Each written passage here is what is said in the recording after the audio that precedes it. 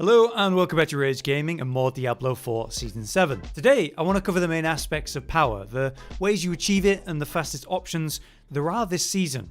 Some content actually isn't really worth your time, whereas other content might be fantastic for one purpose but not multiple, and there are some that are going to be great for multiple at once.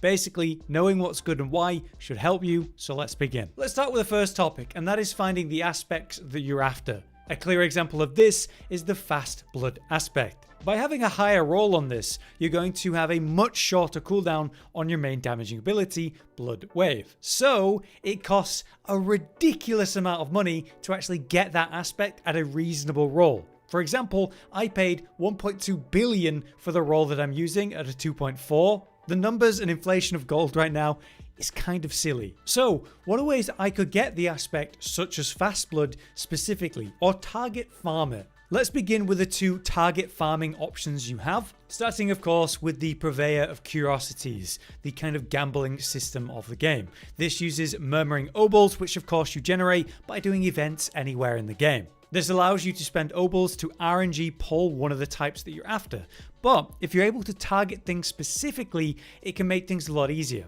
For example, let's say that I wanted to get Hardened Bones. This is a defensive aspect, so if I just specifically go for tunics, I'm going to more likely get defensive aspects, and then from the list of defensive aspects, I might get Hardened Bones. The problem with, say, Fast Blood is that it's a resource aspect. So rolling the cheapest thing that can roll resource aspects is probably going to be rings for 50. I could also run amulets, right, for the potential of a resource aspect, but that's significantly more expensive. So it's better to RNG roll rings in this case. Before I would do that though, it's important to think about your season blessings, where we have the Urn of Curiosities. You can see as I put points into this, we get 10% increased boost to receiving a second item when I roll these. So in this case, I'd be rolling rings. So occasionally, just like that, when I spend one roll, I get 2 items. And in this case, I got a random aspect that was actually a higher roll than I have right now. Nice. So that's a tried and tested option, and just some things about it to consider.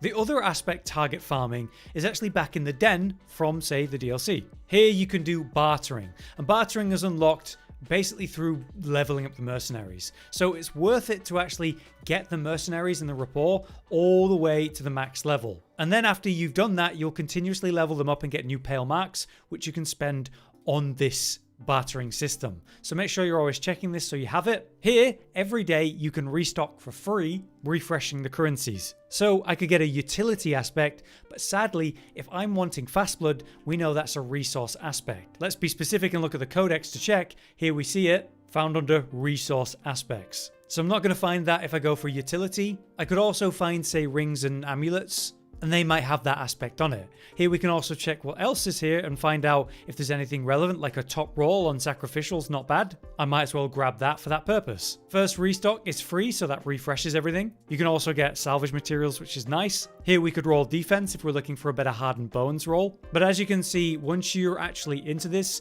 you'll have to spend 100 pale marks to refresh. So as we refresh, it will go to that, and the cost will go up, but it's worth coming back and checking this regularly. You might just find an item, an Ancestral, something good to use, or you might find an aspect that you have a high roll on that you want to purchase and then just immediately salvage. So don't forget about it. Alternatively, there are a load of ways you can get aspects, but the two that I'm going to recommend to you are the new seasonal stuff because their drop rate is insane. Firstly, we have headhunts, where specifically you're going to be hunting down the bosses at the cocoons that spawn them. It'll be pinged on your map if someone else has found one. Just go to it, clear it.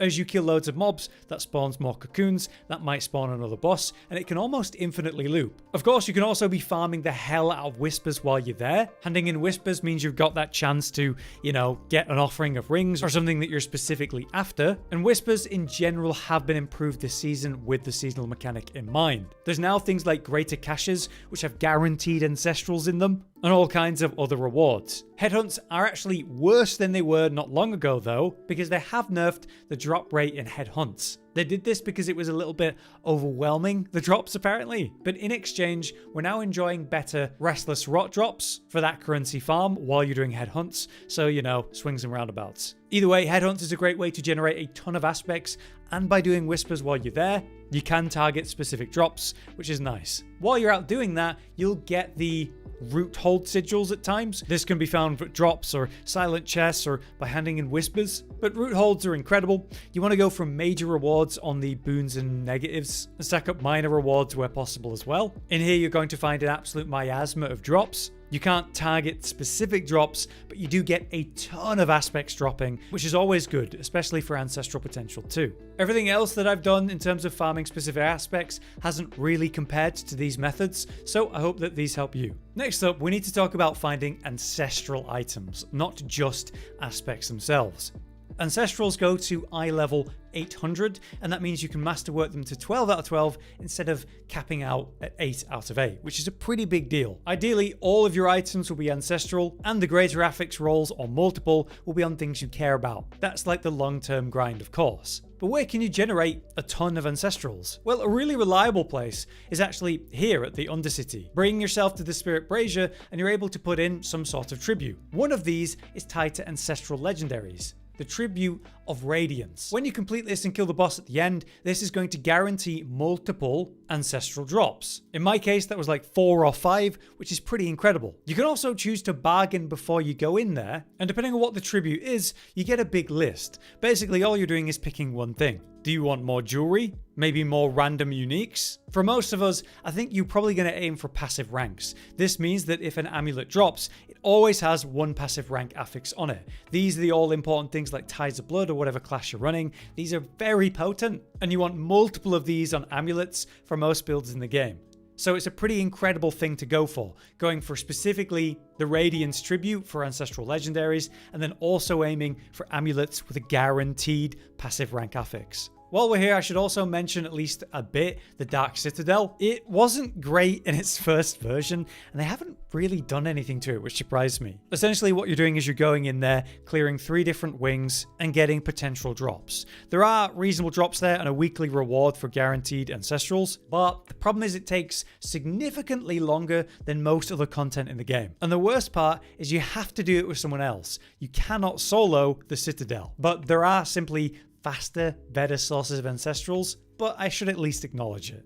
Outside of that, again, you can use the barter system with the mercenaries, as I've shown. And as another mention, like I said with the Whispers, there are now greater caches in the game. These are guaranteed ancestral caches, and so you always want to pick those when they are offered to you. But next, let's talk about uniques and the ones that you want.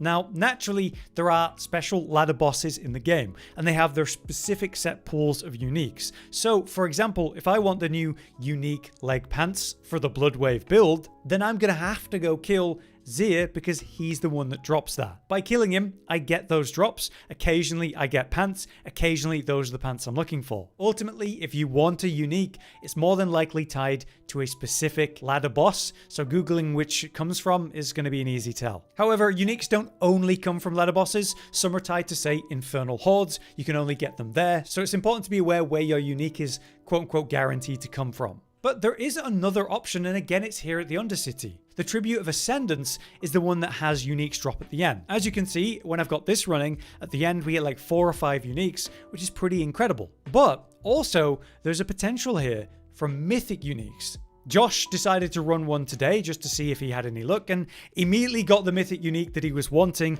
as part of the reward. So it's an absolutely incredible source for uniques and Mythic uniques that I think people might still be sleeping on. If you get one of these Tributes of Ascendance, then make sure you go run them. It feels like they've made the odds better this season.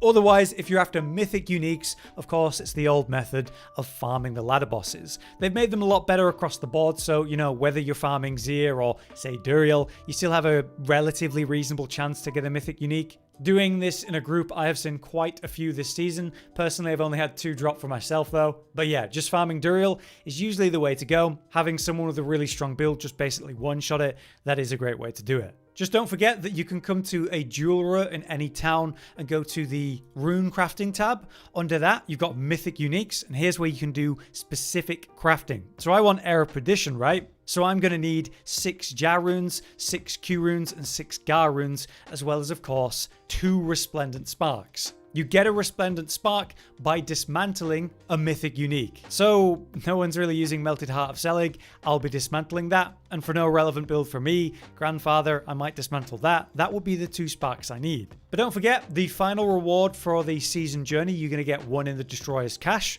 And the new rep system, Coven's Favor, the final reward for the reputation system again, is another Resplendent Shard. So you can get 2 of these without ever dismantling a mythic unique.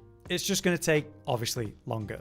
Next up, let's talk about Paragon point farming, since you're going to want over 200 points total to get to your 5 board setup, and then you want to push towards 300 when you want to start filling these out properly. So we need to farm experience. Best way to do that is always have a tier 2 elixir on and also run incense at the same time. Now you've got that set up, you want to go farm pits at the highest tier that you can while running it as fast as possible. This results in incredible XP, and at the same time you get some drops and glyph XP as well. However, relatively equal to that is another option. You could run a 10 wave Infernal Horde Compass, and this is worth a lot of different things, like there's going to be gem drops and big drops from the greater chest at the end. It is an incredibly potent source of quite a lot of stuff, including XP, so I'd strongly recommend that too. Between the 2 of them, I did tests on this recently. Pits and Infernal Horde actually are 2 best options for XP farming in the end game. They're relatively close, but ultimately you need to be clearing them quickly with a strong build to maximize the reward like anything. If you can't do that, then just go do headhunts. There's loads of different loot and rewards and currency that you get from that, and it's good XP, just not as good as Pits or Infernal Horde. On the topic of masterworking, we need quite a lot of resources for that, and as you can see, I'm pretty low on them yet again. It tells you where you can get them from: Nightmare Dungeons, Infernal Hordes, and the Undercity of Kurast. So these are all reasonable options, but what's the best? The truth is, it's Infernal Hordes every time. The final chest in Infernal Horde, if you put all of your currency into that, is a ridiculous amount of masterworking material. So for many reasons, you want to be clearing that really well, but it's important in this case that you're building up a ton of the currency in the Infernal Horde to open as much value out of the chest at the end. So much so that if you're after specifically masterworking materials, then I would recommend you don't open the greater chest, even though there's good loot potential there. You get so many materials out of that chest. On a similar topic, you're going to be wanting tons of gem fragments so that you're able to craft your grand jewels, but at the same time, you're also going to need so many more than normal this season because of the occult library, which is where we're crafting our new occult gems. These require 50k for just the magic versions. Then it's 75k for the rare versions, and then the best versions that we want, it's 100k. So this season, more than ever, you need gem fragments. And the best source of that is also that final chest in the Infernal Hordes. So it's insane XP, it's insane for loot, it's insane for masterworking materials, and it's insane for gem fragments. Infernal Hordes, you need to be doing them. What about collecting runes? Well, there's lots of sources for these because they drop generally whatever you're doing. But the 2 best options I found would be, again, boss farming, the ladder boss farming. We're doing that for uniques and good drops, and also, of course, mythic unique potential. But every single time you kill, say, Duriel or whatever, you're getting a higher tier, potential higher tier rune. This is where I've got most of my legendary runes from, farming these ladder bosses. But again, with the Undercity, there's another option. You can find Tributes of Harmony. These have the reward of runes. So much like we saw earlier, at the end when you've got this running, you're going to get like 4 or 5 runes at the end. And this is how, again, I've got multiple legendary runes from. These actually drop in relatively big number. Like I'm sat on 18 and I have been running these. So you don't want them burning a hole in your inventory, you want to run them. This could save you an incredible amount of money because if you trade with other players for some of these legendary runes, they're worth like 200 to 300 million each. So even if you're not going to use them, this could be a great thing for generating currency yourself, for trading for things you actually want. Finally, we want to talk about the witchcraft powers and of course the Restless rot resource that we need so much of to rank this up and craft occult gems and more? Ultimately, my answer is very simple. If you're unaware, there was a new hotfix where they buffed the Restless rot generation. So we're getting way more than we were before. Farming headhunts is now way more valuable for Restless rot and farming that out in general. However, I would always recommend you do a root hold instead, if you can, if you have those root hold sigils. The reason for that is because you're going to get incredible loot at the same time. If you've got that season potion on, you might find lost altars in there at the same time as well. And yet, they've buffed up the Restless Rot resource generation. So you can kind of hit multiple targets with one shot by running root holds. So if you have those sigils, absolutely run them and make sure you got that seasonal potion on. On the other hand, there's lost powers. Again, that seasonal potion, that elixir, is Draught of Whispers. We get these from loads of different places. They last an hour. You want to have these on whenever you're running any dungeon of any kind. So that could indeed be a root hold for rot and drop combo like I was talking about. That is actually where I first found my first lost power. But you could also be running pits for, raw XP and glyph leveling, and at the same time maybe finding a lost altar. Or on a lower tier than that, you could be running nightmare dungeons for lower XP, but you might want masterworking materials instead, and that is of course a source for that. But really, there's no guaranteed way, you just run them and hope for the best. I've literally only found one myself. But there you have it, that's my complete guide to farming out the different power systems and the best options for all of them. I hope that was useful. If you guys have any extra information or advice around it, let us know in the comments. But for now, I've been Hollow, you've been you. Thanks for watching. Josh, Cotton, and Hollow with the videos, dropping the humor like a hammer on your tippy toes, bringing entertainment on a daily arrangement to take our insanity and turn it into entertainment. Yes, I said entertainment twice, to reiterate that it is nice to look into your faces on a mostly daily basis when you let us in your homes to make the whole world a stage. Goodbye.